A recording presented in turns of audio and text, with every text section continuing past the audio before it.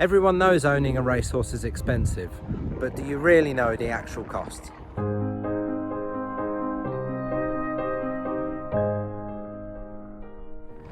So today we're going to talk about the thing I get asked about the most, which is what's the cost of owning a racehorse, and we'll also talk about the different ways in which you can get involved. Now, most of the big trainers who are well established will be training for royalty, large racing syndicates, or even really big business owners. Some of them will also have connections that go back to their days in Eton or Harrow.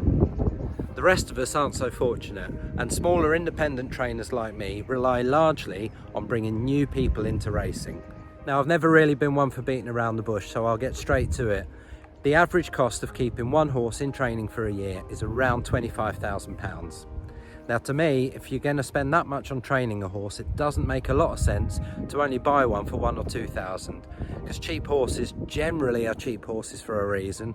I know every now and then one slips through the net and makes it through, but you're talking one out of about 2,000 or 3,000, and it's really not great economics in my book. So to buy a horse that would really have a chance of winning something on the track, you're probably looking at spending between 20 and 50,000. If you're spending more than 50,000, you really should be buying horses with a proven track record that you know will do good, all being well. Owning a racehorse is a great way for business owners to entertain their friends, and some of our owners also bring their staff along to the races for a good day out. It's a great way to reward your employees, and everybody has a good time, especially when they have a winner. If you own 50% of a racehorse or more, and your horse is sponsored by either your own business, our stable, you are fully entitled to claim back all the VAT you spend on racing, which can add up to a fair sum of money that you wouldn't otherwise see. Now, for most people, spending £25,000 a year on a hobby is not a realistic way forward. So we have different ways around that. We have private partnerships in which you can own down to 10% of a horse, which reduce your costs massively, but keeps you just as involved, and you also get your share of the prize money, and should the horse sell on for a big profit, you get your share of that too. So that's a great way of keeping involved in a big way, but without the massive cost. We also have a Martin Smith Racing Club, where for a small monthly membership fee, you can come along, get just as involved in the yard as an owner. We have owners badges that we can give out on race day, so you can come racing as an owner. But unfortunately, as a racing club member, you're not entitled to any of the prize money or any profits that horses may make when they sell on. Another form of getting involved is as investment. It's a risky investment, but with risk come high rewards, which is why people do it and are often successful at it. One of the main ways of investing for profit is pinhooking. Now, the term pinhooking comes from the tobacco industry in America, where people harvest the tobacco plant and then hang it in a barn to dry. Literally hook it on a pin for a few months, and then when it's dried out, they sell the tobacco for a big profit.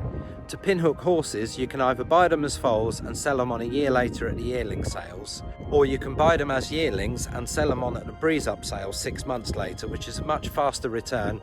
And if you do get a horse that breezes and does a really good time, then you will get big money for them.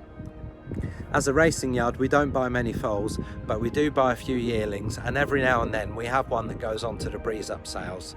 So for anybody looking for that kind of investment, just get in touch. Whichever way you get involved as an owner, I can promise you there is no better feeling than having a winner. For a lot of people, it is about coming to the yard and seeing a horse progress from having never been ridden to being trained up, and as they race, they improve through their races and through their career, and when you see them reach their highs, it is really rewarding, especially when you've been there from the start. But at whichever level you get involved as a racing owner, I can promise you, you will have a lot of fun. So if it's something you think you might be interested in, just get in touch. I can tell you lots about the joys and thrills of owning a racehorse, but the best thing is really for you to come down and see for yourself exactly how it works, what's involved, and how much fun you can have with it. I hope you enjoyed this video and found it useful. Please feel free to leave a comment with any other questions you might have. Don't forget to hit the like button and subscribe to this channel, and I'll see you soon.